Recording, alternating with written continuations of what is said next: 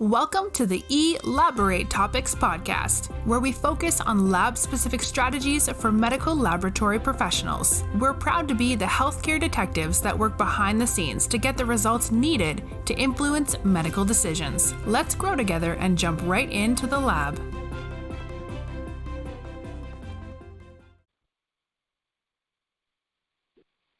Hello, everyone. I am your host, Lona Small, and welcome to Elaborate Topics.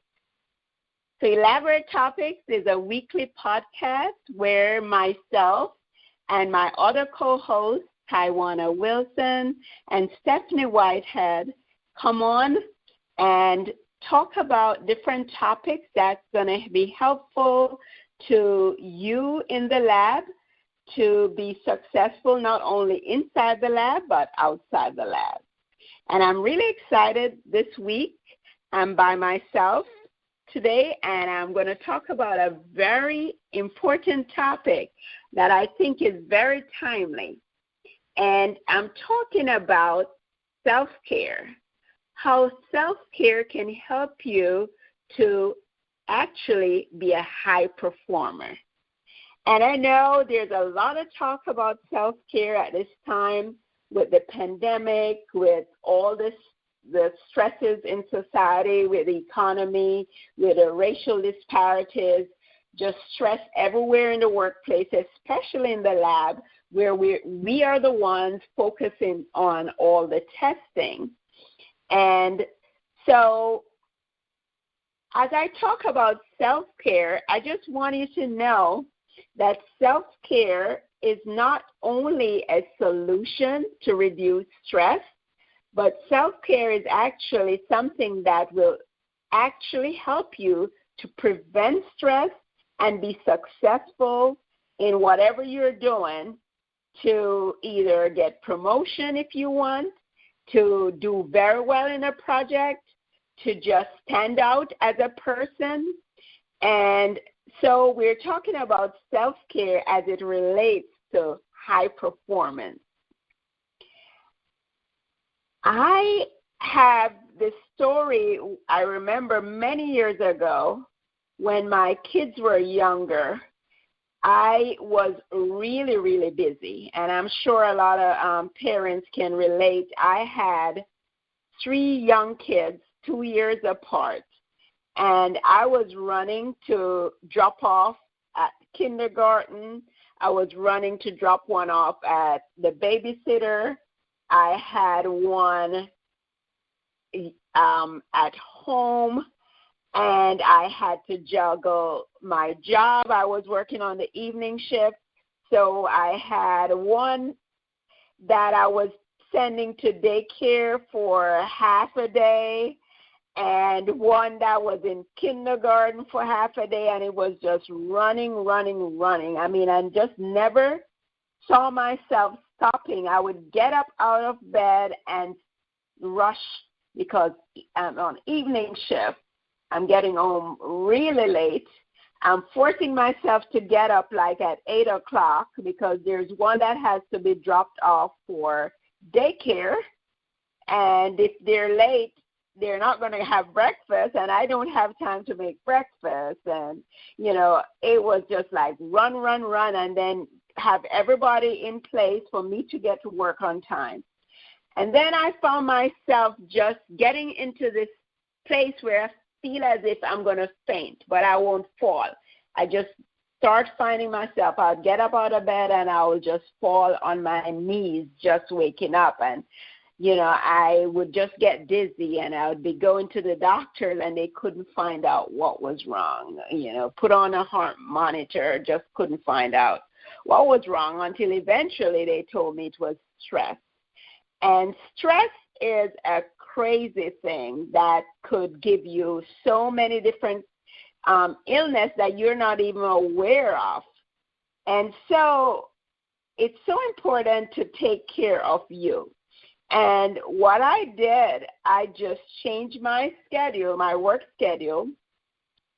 I switched from evening to overnight, and I actually at the time, my kids were so young, I did a lot of weekends and overnight, so I was available during the day, that I wasn't running and trying to do work and take care of the kids. And before you know it, I wasn't fainting anymore. You know, all the tests that they did, there was nothing they could find, and that's all I had to do to feel better. So imagine somebody like that going to work, being tired, and trying to be your best at what you do at work. It's not easy. You're putting everything into it, but it's going to be affected. Somehow your work is going to be affected. So today I'm going to talk about the model that I came up with, which is the BIMS model. How important it is to take care of all different aspects of yourself. And I'm calling it the BIMS model. And it's spelling out for the first thing is your body. It's so important to take care of your body. Take care, and part of your body would be your physical health. And taking care of physical health could just simply mean resting, which is usually very difficult when you're juggling jobs. But things like exercise, eating right, things like just what do you drink, some of the things that you're drinking. You know, so I talked a little bit about exercise in a few episodes behind when we were talking about pressures of leadership, because exercise actually produces certain hormones in your body that creates a certain positive feeling, you know. It gives you that happy feeling. It makes you feel positive. It reduces some of the stress. And so when you're turning up or you're showing up in a positive way. So when there's so much happening in the environment, it's going to be important for you to be turning up level-headed. If you're a leader, that's even more important. As a pair, as part of the team, it's important because you're dealing with other team members. So having exercise is important. Eating the right thing and drinking, eating healthy and drinking the right things. Usually talk about sometimes how caffeine sometimes will get you into these highs and crashes. And so it's important to kind of reduce the amount of caffeine and use sleep instead of caffeine. So when you're taking care of your physical body, it's helping with your stamina. So it's helping you to complete projects and complete these projects in a successful way. So it's actually relating to how you perform on projects.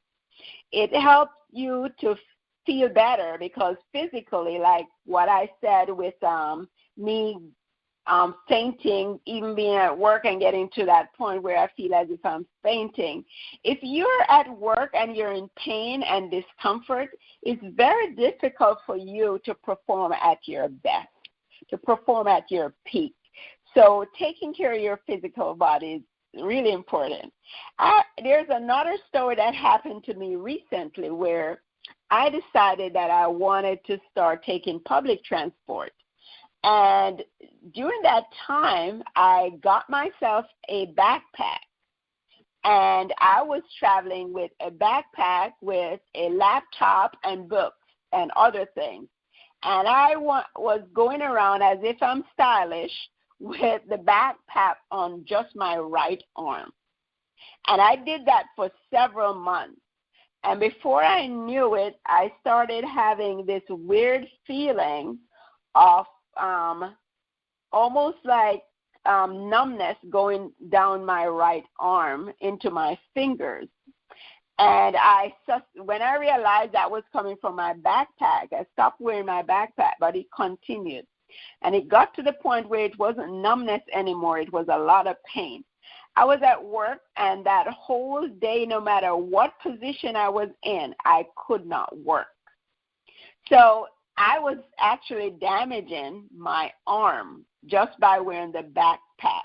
So your physical body does affect the way you perform. How you take care of your physical body affect the way you perform at work. It affects the way you show up. Am I showing up tired? Am I drinking, as I say, too much caffeine? Am I smoking? How am I showing up in terms of being clear? Am I showing up with brain fog because I didn't rest properly? And that body also has to do with image. It has to do with image and aesthetics. So when you show up and present yourself physically, we all know about perception. And this whole thing about people start forming value judgment the first few seconds that they see you. So your whole posture is important, and your whole aesthetic, the way you dress, how you're dressing your body. Are you just going to work with just anything, your jogging suit, your yoga pants, are you presenting yourself as if you're there to do that important job? And when you're relating to people in meetings, or you're relating to your superior or somebody that's going to make decisions about your promotion, how are you presenting yourself when it comes to image? And how do you perceive your own image? What self-image do you have of yourself because of how you treat your body? The way if you're overeating and it affects the way you feel about yourself, it's going to affect the way you show up. If you don't feel comfortable about you, it bleeds out in how you relate to people. It bleeds out in how you relate to your peers. And sometimes it makes you want to stay back and makes you want to not get involved. Get involved in an important project, or not ask for the promotion that you think that you deserve. So that image and aesthetics is so important. And when I talk about posture could be just generally either how you feel, and because of that, it affects the way you show up in terms of your stance. So that's also so important. And we just touch on body. Taking care of your body. So the next thing is your intelligence. And I call it intelligence because I'm going to talk about your intellect and also your emotional intelligence. And so I know that most of us know about, or how important it is to take care of the intellect, how important it is to understand the technical piece, to get the right training, to be prepared to do the job, to be competent for your job. It's important. We know about, either getting that additional certification to be specialized, to have that edge over the next person, or to have that edge as the lab versus, in order to relate to other areas of the your healthcare system. But what about emotional intelligence? And, that's another topic, a big topic now with all that's happening with COVID and stress. But just generally, emotional intelligence basically is all about your awareness of self and your awareness of others emotionally. How are you aware of how do you handle situations? Do you have self-control? Do you just say whatever you feel like saying, whenever you feel like saying, and it doesn't matter who is affected? Some people would say, well, I'm just saying it as it is. I'm just speaking the truth. But how are other people on your team affected by the things that you say, or even your boss or people who you're trying to influence? How are they affected by how you relate to them? Another thing, are you aware of just other people's emotion or the demeanor, how empathetic you are towards that. So emotional intelligence is really important when it comes to how you perform and how you're perceived, because of how you relate to others and how your whole self-management, how you manage yourself, how you manage your emotion, and how you manage other people and other people's emotion. That's really, really important. So, yes, it's important to have hard intellect, but it's very, very important to have emotional intelligence if you want to be that high performer.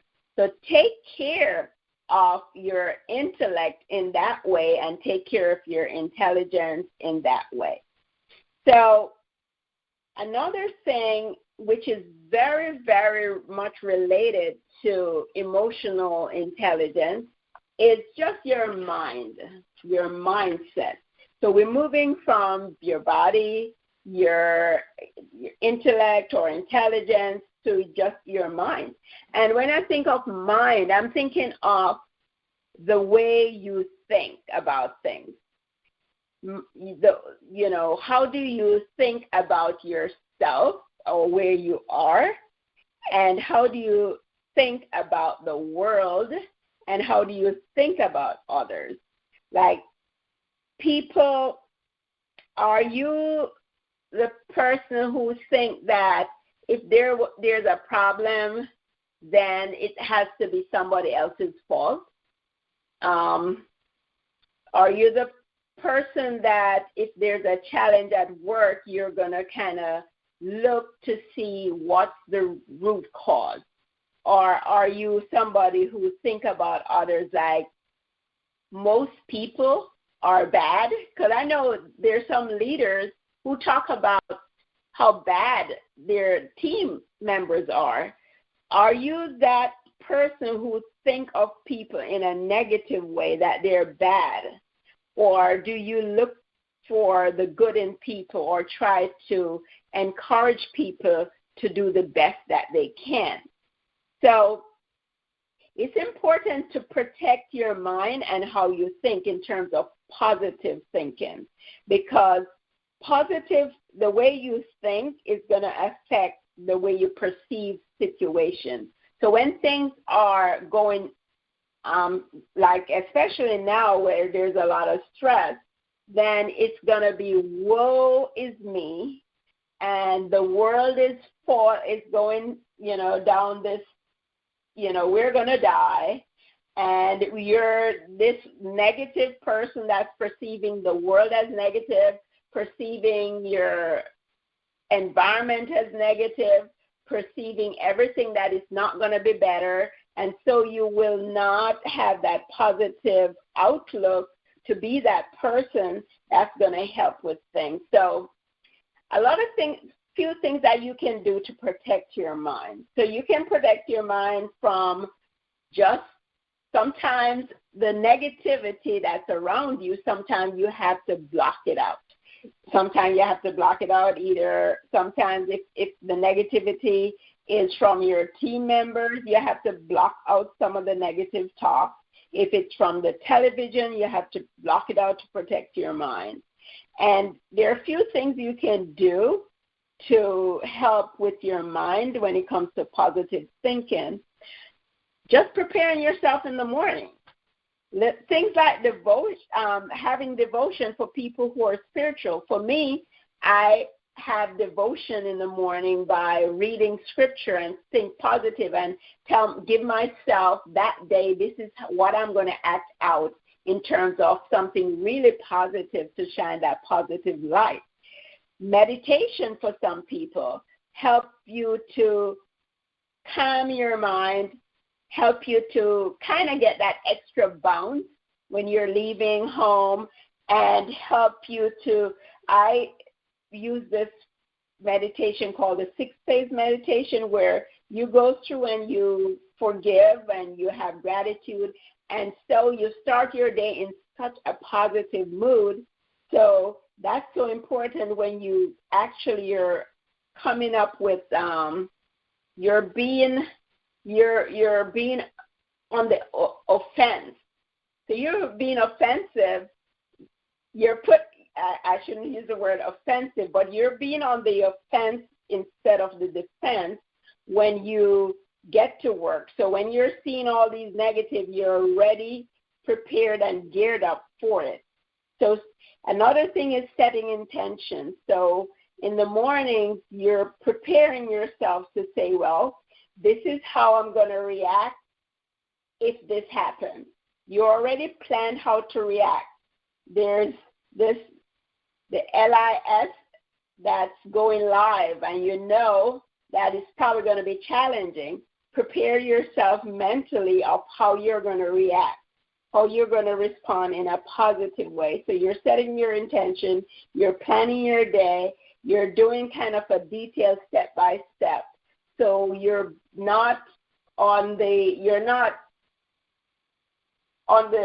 defense, as I said, but you're on the offense, and you're actually being proactive with what you do for the day. So your mind is so important. And I'm not sure if I remember, there's this quote that said that if you think you can, you can. If you think you can't, you can't. And that's really what the mind does.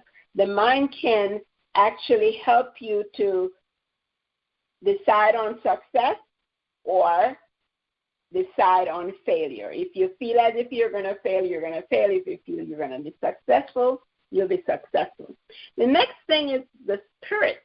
What type of energy are you bringing with you? What type of energy you're bringing? We talk a lot about being reactive and proactive. Are you reacting to the energy around you, or are you creating that energy that you want to see? What kind of spirit do you have? And not only that, when I think of spirit, where are you getting that spirit? Because sometimes, it depends. Is there this higher power that you look to create that positive spirit? Are you personally just sitting in your own quietness and creating that spirit? But it's so important to generate that positive energy and be that person to generate that positive energy. If you're the person generating that positive energy, you're that person that's going to stand out. You're going to stand out among your peers. You're going to stand out among your boss.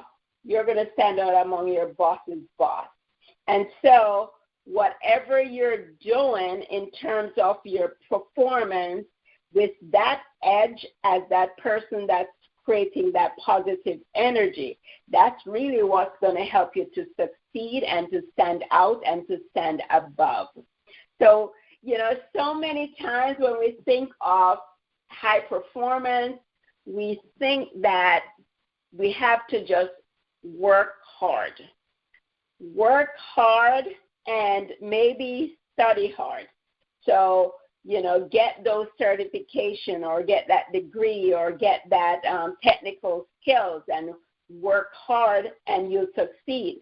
But if you're working hard and you're not protecting your mind, if you don't have that, if you're not being proactive in terms of setting intentions, then you're going to find yourself being so reactive.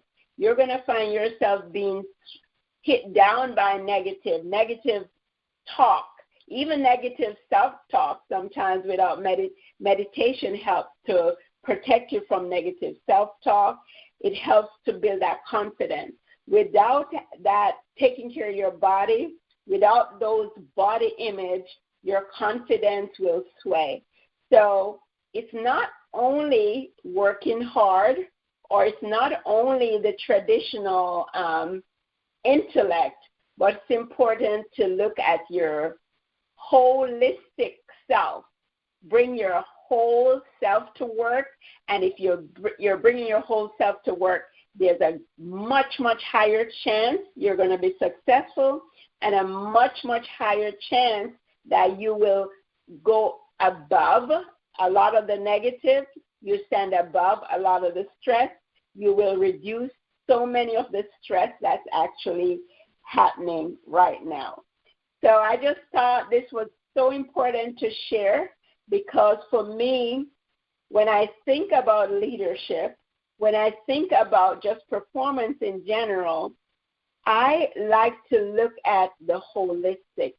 And, although, when I see us as an important part of the whole, it's, we are contributing to the whole. But if we're not bringing our whole piece to that contribution, we're still missing. There's still going to be something missing from that whole. So we need to bring our whole self. And once we start bringing our whole self, we're going to see the success, and it's going to reduce a lot of the stresses that's out there. And people are going to look at us and like, what did you do? What did you do so different?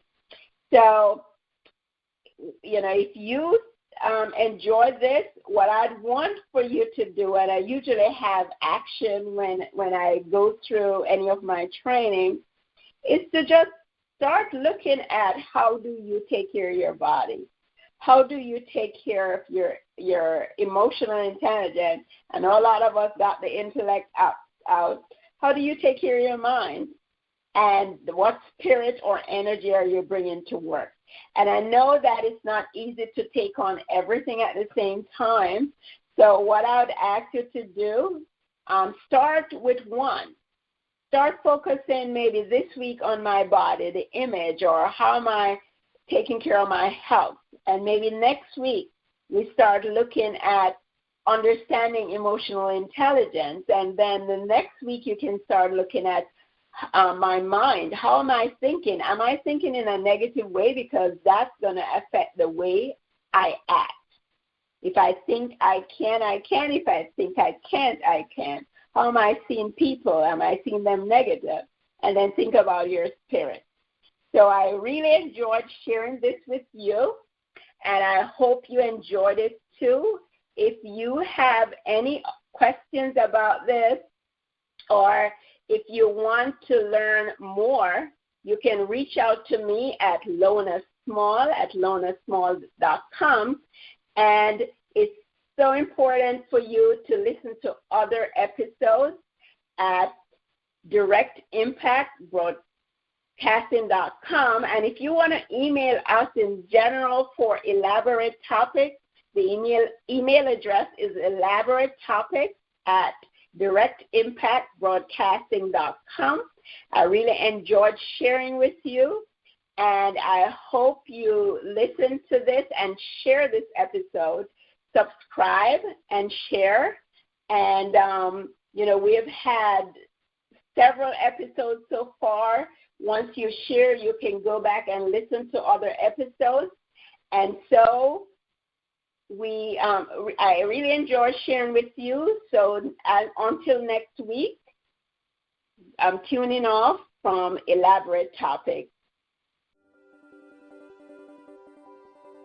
Thank you for tuning in to another episode of Elaborate Topics, where your hosts discussed relevant strategies for laboratory professionals. Please subscribe to this podcast on your favorite podcast platform and listen to us on directimpactbroadcasting.com. Stay tuned for another episode with information you can use to excel in your laboratory career.